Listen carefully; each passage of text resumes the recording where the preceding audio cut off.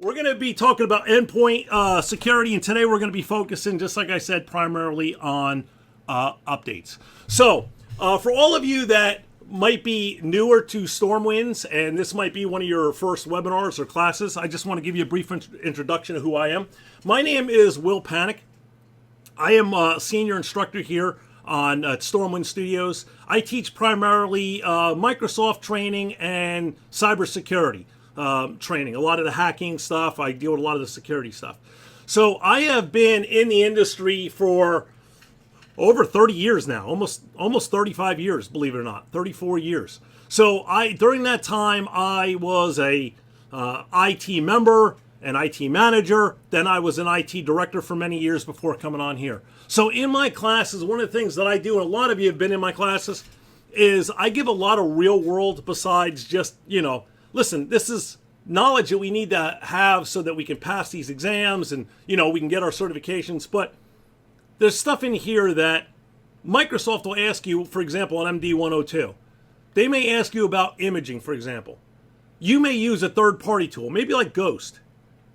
So I talk about a lot of real-world stuff so that you understand, okay, this is something more or less you got to kind of know for the exam, and this is kind of the way a lot of us do it in the real world when we do it. So I bring a lot of real-world stuff into my teaching.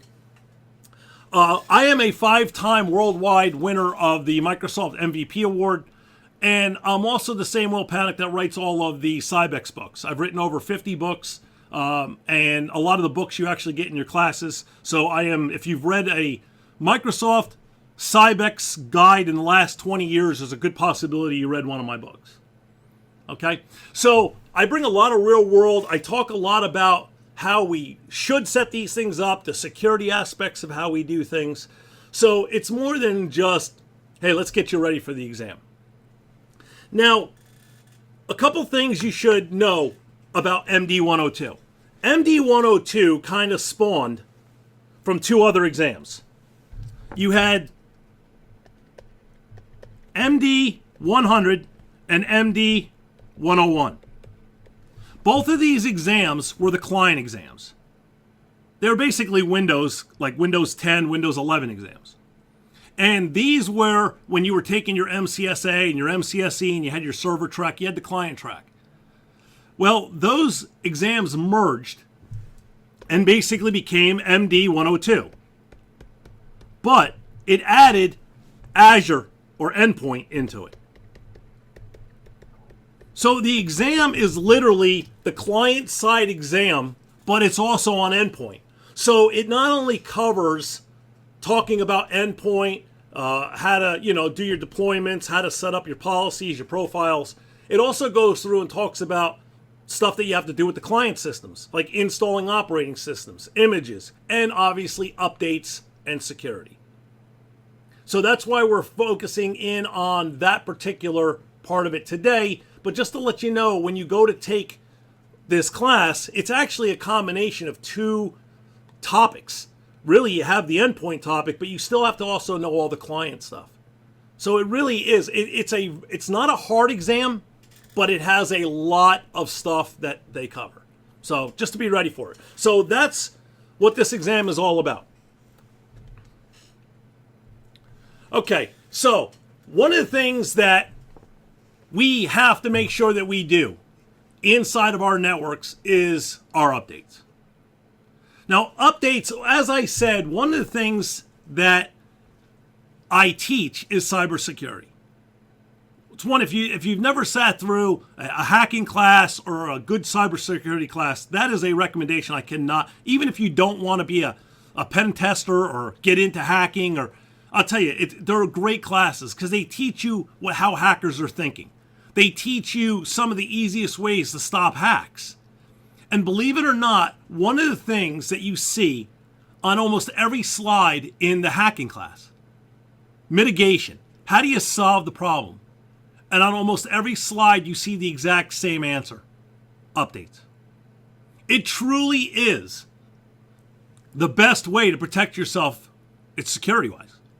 Getting your updates. As soon as Microsoft sees that they have a security loophole, as soon as they realize that something is wrong with one of their operating systems, they put out a patch immediately to fix it. And the problem is, if you don't grab those updates frequently, your users are really going to have a lot of openings. And those security loopholes get out on the internet and they spread through hacking communities instantly. People will know, listen, we know Microsoft's going to close this loophole up, but maybe we have a week or two before everybody does their updates. Okay, updates are one of the most important things. Security updates. These are updates that are obviously dealing with security. Critical updates. These are updates where they've realized something is actually wrong in the operating system, or it's causing an issue. Something needs to be fixed, and it's critical. It's causing systems to crash or go down. So critical updates. Service packs. Service packs are massive updates. For example, they may put a service pack out every 6 months or every quarter. And what it is the service pack is all of the updates to the operating system, all of the new features that they're putting. It's like an all-inclusive update pack. It has all your security, your critical, it has everything in one download. Now, driver updates, obviously that's something we constantly have to work on because people are buying equipment that obviously needs different drivers. Product and software updates. A lot of products update do their own updates. For example, Office. Office has its own update scheduler. It's built right in Office. You can go right out to Office and tell it to check for updates right through the app. You don't have to do it through the operating system. So a lot of software and a lot of products even allow you to do updates. The Windows Store you can grab stuff through, and then Patch Tuesday. Now, Patch Tuesday, what that term actually means. Patch Tuesday is a term we've used for years because Microsoft has always just released all of their updates on Tuesdays. It's just been kind of common practice. So it just became a nickname, Patch Tuesdays, and that's so if you've ever heard that before, Patch Tuesday, that's the reason, because most of their updates come out on Tuesdays. Now, one thing I want to touch on real quick before we continue on, the Windows Store. This is something, just to let a lot of you know, this is something I personally prefer to turn off. I am not a fan of the Windows Store. One of the things that I always try to implement as a IT director is you cannot put any software onto the network unless it's been approved by the IT department. And the Windows Store is just too easy to get around that. It's just too easy for people to download some third-party flowchart maker when everyone else in the company uses Visio, and now they're doing all this work for a package that no one else is going to be able to open. Okay, it's just, the Windows Store causes a lot of problems. So, yes, you can do updates through the store, but it's one of those things, just always think about the Windows Store. It's just one of those areas that can open your network up. So I'm not a big fan of the store, but it's up to you. So it is also another option. Okay, it is another option. Okay. Now, when you're talking about updates, you're really talking about doing it one of two ways. You're either going to get your updates on site, okay, through your domain, or you're probably going to get your updates through Intune, okay, Endpoint. Now, on site, this is probably the most common way a lot of people do it. They're starting to migrate more and more to Endpoint, but because a lot of us have things like an update server, okay, WSUS. I'll explain what that is in 1 second. You have, again, like I said, your app packages that automatically update. And then a lot of companies, believe it or not, just allow people to do manual updates. And on the endpoint side, you basically have the Azure Update Manager, which was the update for business. Now, why do we want to push out updates? I mean, your users can just go out and grab updates whenever they want. So why is it a good idea to kind of push these updates out to people? All right, well, there's two main reasons. Okay, so this is the reason why I'm explaining that manual updates is not a good option. All right, there are two main reasons why we try not to use manual updates. One, your users don't do it. Very rarely will they actually ever go out, check for updates, and run their updates. They just very rarely actually go out and do it. Two, and even the more important reason. Let's just say, for example, that in my domain, And as all you know, a domain is always represented with a triangle. In my domain, I have 500 users. If here's Microsoft, why do I want all 500 users going out and grabbing the exact same updates? And downloading the exact same updates? And eating up your internet bandwidth to get the exact same stuff? They're all going out and getting the same exact updates. It's Tuesday, we're all going to go out and grab our updates. So what a lot of us like to do is we like to put a server in-house, a WSUS server, and what that box does is it goes out, gets all your updates for you, and then all your people just connect to that local machine. And it saves you all that internet bandwidth. This is the main reason why we push our users to do updates instead of having them just manually do it. Because really the biggest savings you're going to get is bandwidth, is time. Okay? Now, people are asking questions like, isn't WSUS going to be retired or depreciated? Yes. Yes. Same as System Center. A lot of you like System Center to do your stuff. System Center is also being depreciated. Why? Because Microsoft wants everybody going to Endpoint. They want you to use Endpoint to do all your stuff. I mean, think about it. If you are a subscriber of Endpoint, you're paying Microsoft a monthly fee. If you're Microsoft, would you rather get a one-time payment for System Center or have them use WSUS, which is free? WSUS comes on every server. Or would you rather have them pay you a monthly subscription to do the same job? It's smart business. Okay, it's smart business. So, yes, I understand why they're doing it, but so System Center, WSUS, yes, these things are all, I imagine next couple years they will all be gone. Yes. Okay, so manual updates work, but again, we try not to use manual updates because our users, you're just eating up too much bandwidth, and they're basically, a lot of people aren't going to do it anyway. Now, if you want your users to do a manual update, all they got to do is go out to their system settings, go to updates and security. It'll show them what actually needs to be updated. At that point now, they can download and install, and then they can schedule the restart. All right? You've all seen this screen before. This is just a Windows update screen. WSUS. WSUS looks a little bit more like this. All right? WSUS is a server that you download. Now, the great thing about WSUS, and believe it or not, Endpoint also does this, and a lot more. I mean, Endpoint is definitely better. But one of the things that you can do with WSUS, same as you can do in Endpoint, is you can set your updates up for approvals. Meaning that, like for example, a security update, you can just automatically have it approved. But on other updates, you don't have to deploy those updates until an IT person actually tests the updates and approves the updates. WSUS does the same thing. That's what made WSUS so great for us in IT. We can download all of Microsoft's updates, but we don't have to push them all out. We can take a look at them and see what they're trying to push out.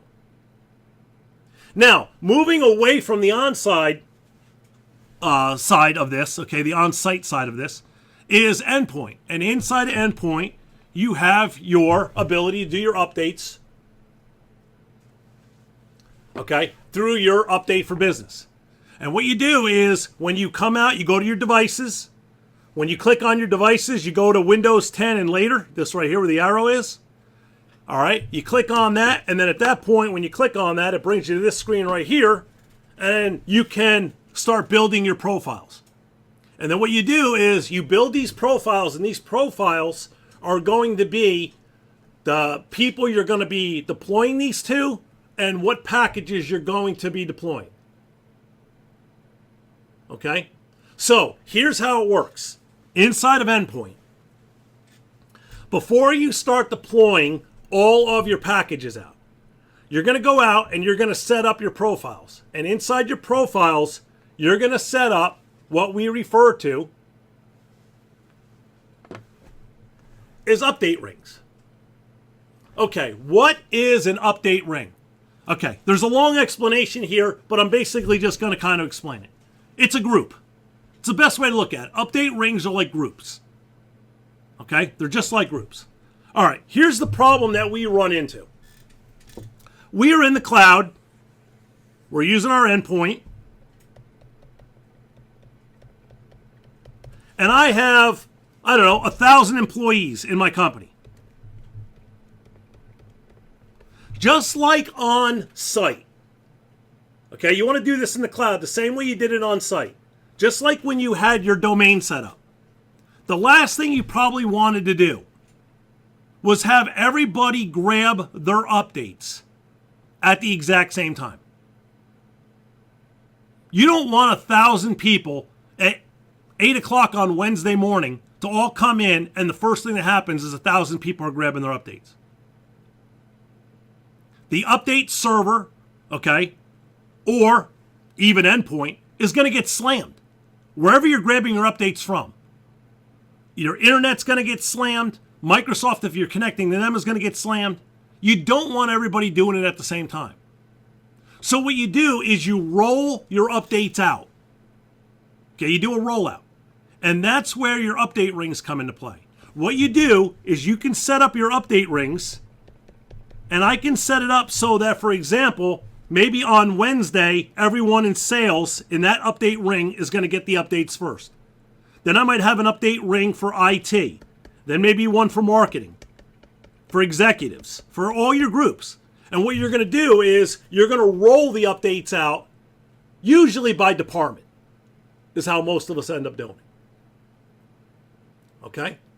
So what you're going to do is you want these to roll out. You don't want everybody getting slammed, because listen, 1,000 people grabbing and downloading updates will slow an entire network down. I mean, it'll bring it to a standstill. So you got to make sure that you roll it out in a process so that each group, plus it's always nice. The first group that I always like to try to deploy out to is IT. Usually they're the first group I deploy to. Because if I'm going to, let's say on Wednesday, because we get our patches Tuesday, maybe we do our updates Tuesday night, we get our patches, so Wednesday we're going to start our updates. The first group I may do on Wednesday is probably going to be IT.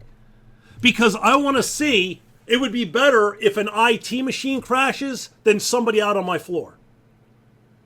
I would rather have a problem with an IT person than a salesperson or a whole bunch of salespeople. So normally, the first group I usually deploy to is IT. That gives me a chance just to verify. But that's what an actual update ring is. An update ring is literally just grouping your updates together so that you can roll them out based on geographic location, okay, or based on the department. So that's all an update ring is. So when they talk about update rings, just think of it like an update group. And if you think of it like an update group, I think at that point it makes it a little bit easier in your head. Okay? Listen, one of the things that I always tell people to make this a little bit easier too, just to understand something. There is no such thing as the cloud. Let's just get that out of the way right now. There is no such thing as the cloud. It's a great buzzword, but there's no such thing. The cloud just means you're storing your stuff on somebody else's network. That's all it is. The cloud just means you're taking your stuff from your network and putting it on somebody else's network. What most people don't understand, okay, what most people don't understand is when you build your network in the cloud, even if you don't have an on-site network anymore, let's just say we completely ripped out our building. We don't even have an on-site network. In the cloud, you are going to still build domains. You're still going to have the normal domain controllers, your normal servers, your file servers. All that stuff is still going to be in a domain that you'll build in Azure. So you still have the ability, even if you don't have on-site, to use things like WSUS if you don't want to pay the extra money for endpoint. I just want to make sure you understand that this is still cloud-based. You're still going to be doing all this in the cloud. But you're still going to be using a more or less an on-site component like WSUS. It's just something you can think about. Just because you're going 100% to Azure, don't forget, people don't realize this. The cloud, there's no such thing as the cloud.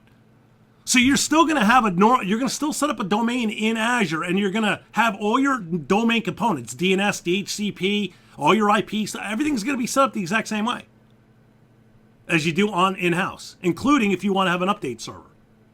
Now, if you decide that you want to start phasing that out, that's where Endpoint being part of the same system can be a help. But I just want to make sure you understand that people think that once they go to Azure, they can't use any of the stuff they've used in the past. And that's not true. That's not true. You are going to have domains in the cloud. Everything that you have in-house will be in the cloud. So just want to make sure you understand that. So you can still use all those components. So update rings, if you decide to use Endpoint, they're just groupings of people that you put together. And this way you can roll your updates out instead of just slamming everybody at the same time. Feature updates. All right, when you deploy feature updates through Endpoint, what feature updates are these are things that are like for new versions, new features. So a feature update usually is an update where they're going to be deploying not just normal like security patches and all. They're going to be changing the actual operating system. They might be adding in new features or maybe even removing some features, like maybe WSUS someday. Eventually, they'll do an update and they'll remove WSUS. They'll finally depreciate it and it'll be removed. That's part of a feature update, when they're actually making changes to the features that are running on the box. All right? So you'll hear at times about featured updates, and those are updates that have new or they are removing features that were inside of the operating system. Now, an update ring versus a feature update, there's a big difference. Update rings are basically all your updates. That's kind of like your scheduler. Who's going to get their updates and when they're going to get them. Now, update rings can be paused, and you can pause so that whoever's part of that ring won't get updates for up to 35 days. So you can even do a pause on it.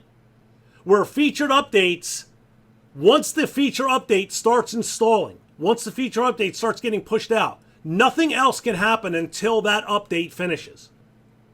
With a update ring, when you're just deploying normal updates, the users can continue to work on the systems. The updates just run in the background. With a feature update, it literally will lock a system up because it's changing the actual operating system. So normally during a feature update, the users can't do work. So you got to make sure you understand that when you're setting up your updates. Because update rings, you can send out your updates during the day if you want, in the middle of the day. Doesn't really matter. You deploy them when everybody's at work and they go out and get their updates. But because when you're getting their normal updates, they're going to be able to still do their work. They're going to be able to do their job. It's not really going to affect them. It might slow them down a little bit, but it's not really going to affect them. Where the feature update, they're not going to be able to use their box. Most feature updates are changing the physical operating system. So that's the main difference. And that's why it's so important you understand that there's a difference there. Because with a feature update, your users might not actually be able to do their work while the update's happening. Now, automatic updates versus scheduled updates. Automatic updates basically just allow you to send out your updates, and when your users connect in, they grab their updates and they just automatically get their updates. Scheduled updates are updates happened at a scheduled time. It's not going to be just when the update happens to be pushed up there and they happen to log in next. It will be at a specific time. Again, scheduling updates can do a lot of things for us. One of the things it does is it allows us to manipulate our bandwidth. For example, maybe you're going to kick off updates at 11:45 in the morning. Okay? Now, why would you update at 11:45 in the morning? Because a lot of people go to lunch between 11:30 and 12, and they're gone until usually close to 1 o'clock. 11:45, 12 o'clock is a great time. Most of the time, it's not like they shut down. They usually just lock their box and leave. It's a great time to do updates. Because if it slows their box down a little bit, they're not there. They're at lunch. So that's the point I'm just trying to make. It doesn't have to be lunchtime, but you understand the point. There are times during the day when you know you can schedule things where it'll be a little bit easier on your network. Okay? Now, again, when you do your normal upgrades, your users can still do their work. Let me say that one more time. When you do your normal updates, your users can continue to do their work. The only one that they can is on a featured update. A featured update will not allow them to work on the box because it's changing the actual operating system features. That's the only one. All right? So, Clayton, I saw your little comment when you said when we upgrade, you can still. No, that's only featured updates. You won't be able to. If any other updates, they'll still be able to do their job. That's the big difference between the featured and your update rings. Update rings just normally update the box while everybody's still working. Okay? And Jake, you're right. When your users have 30 windows open and 90 tabs open, it's never a good time to do updates, but it has to be done. That's the problem that we actually run into. Okay, that's the real problem we run into. Because people don't do their updates. They never want, and that causes a lot of security issues. Listen, as I said in the beginning of this, updates are one of the number one ways that you can help prevent your boxes from being hacked. It's the most simple way to do it. Better than updating your firewalls, better than doing your security updates is one of the best things you can do for security. I cannot stress that enough. Now, Azure has the Azure Update Manager. This is the actual utility out inside of Endpoint that allows you to do your updates, set your updates up, schedule your updates, look at who's getting updates, run all kinds of reports. Update Manager has all kinds of reporting tools so that you can actually run all kinds of reports, see when people are running their updates, who's grabbing their updates, which devices haven't been updated yet. So the great thing is the Azure Update Manager is a great way, it's a great reporting system. And it allows you to see exactly what your users are doing. Now, one other thing, because I see a comment up, one other thing, again, I just want to go back to something real quick. Because I see a little bit of confusion. People are making comments. One of the things that you can do for updates is you can do settings through GPOs. Now, normally we set up our GPOs in our domain, in our group policy management tool. So inside of our domain, we set up our GPOs, and those also affect Azure. You all probably do that. A lot of you may be worrying or saying, well, okay, what happens if we get rid of our on-site network? Are we losing GPOs? No. Because again, if you have no on-site network, I'm telling you, I will bet money on this, you're going to have you're going to have a domain in the cloud. Domains are not going away because of Azure. Domain controllers are not going anywhere. DNS servers, DHCP servers, they're all still going to be out there. So that means that you're going to be able to set up your GPOs for updates inside the domain the same way as if you had it on site. So I know people are saying like endpoint, listen, GPOs are not disappearing. There's nothing that's replacing GPOs right now, just to give you that heads up. Matter of fact, Endpoint and Azure don't even have enough policies to equal a GPO. GPOs have thousands of more settings. So I don't want you to think that because we're going to Azure, we're not going to have to deal with domain stuff and we're not going to have to deal with GPOs. No, you still are. They're just going to be in the cloud. But you still need to have GPOs. There are thousands of settings inside the GPOs that Azure and Endpoint will never give you. At least for now, they don't. Okay? So I just saw some of the comments about GPOs. I just wanted to make sure I stress that. So they're not going away. Okay? They're not going away. Now, a question for Azure to see these terminals as updates or not. Does Azure need to be set up as a domain controller? Again, Azure itself is completely different from a domain. Listen, let me explain it like this. I just was talking about this in an Azure class. All right. look at it like this. Here's the cloud. All right. There is no such thing as the cloud. The cloud just means you're stuck. This is a router. These are like little subnets. I'm just drawing like a little network.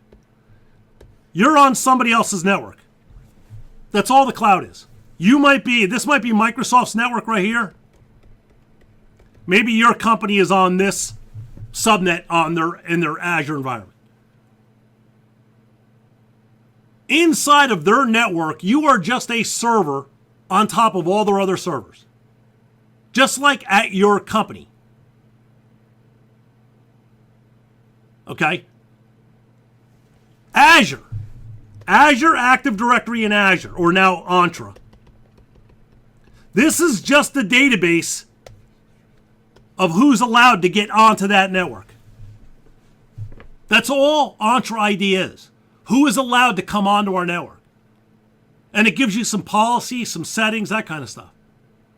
But when you build your network in the background, including your domain controllers, your DNS, and all that stuff in the background, that's where you're going to set up your GPOs. That's where you're going to set up Active Directory. That's where you're going to... All that is still going to be on that network. Active Directory is not going anywhere.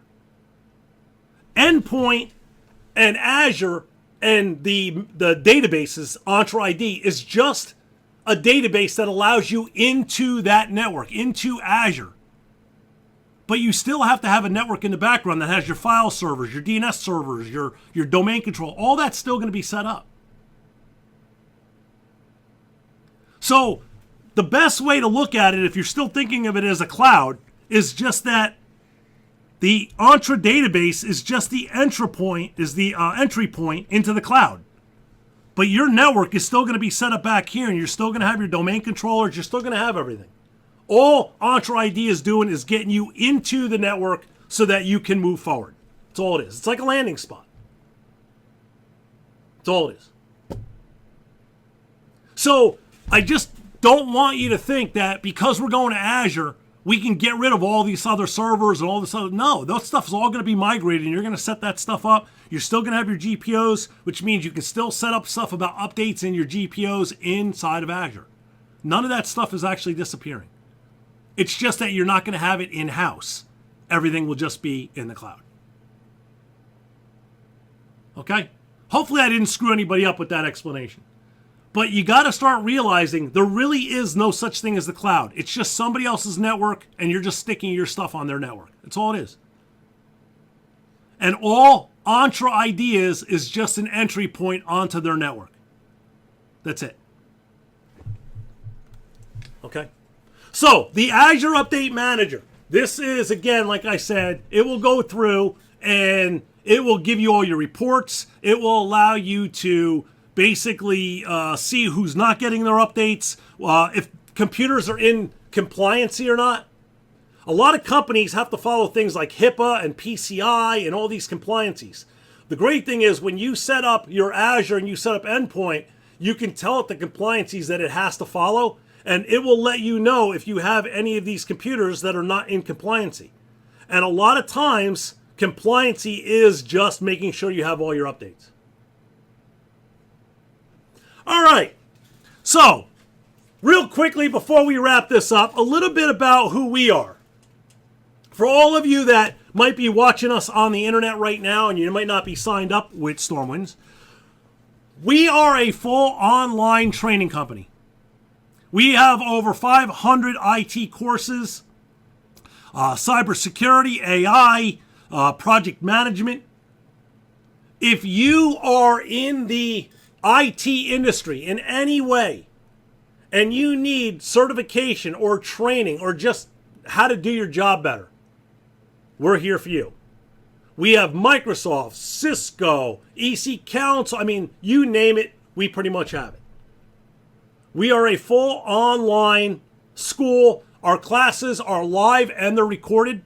Every one of our live classes is also recorded every day. So if you can't make a live class, you can just watch the recording. All right. We instructors are always available to you. We are your mentors. So if you are looking at getting certified or just learning more about doing the job so you can advance your career, we are here to help.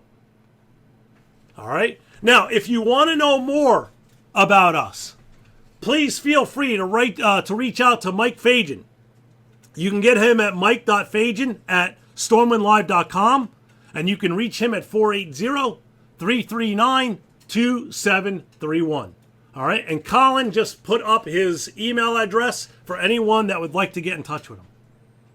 So listen, everyone, I want to thank all of you for coming out to a webinar right before a holiday weekend. As a veteran myself, I want to make sure I wish all of you out there that served a happy Veterans Day.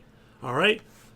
I hope all of you have a terrific weekend. If you happen to see a vet this weekend or Monday, make sure you thank them. All right? Stay safe. Have a great weekend. And have a happy Veterans Day, everybody. All right? Where can you find the recording? I imagine right after you post that, somebody will put up a link in StormWinds real quickly, and they'll show you exactly where you can find it. Okay?